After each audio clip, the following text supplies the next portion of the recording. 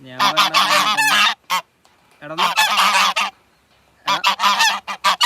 എടന്ന് സംസാരിക്കാനുള്ളൊരു ഗ്യാപ്പാണ്.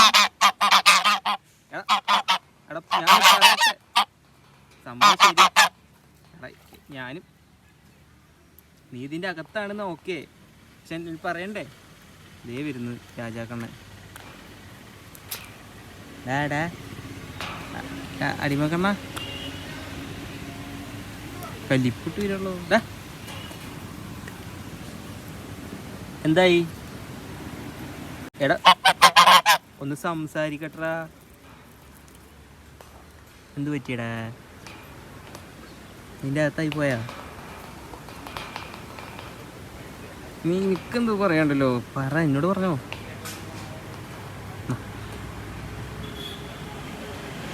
അയ്യോ നിന്നാണ് സത്യം. പഠിച്ചങ്ങോട്ട് പഠിച്ചു.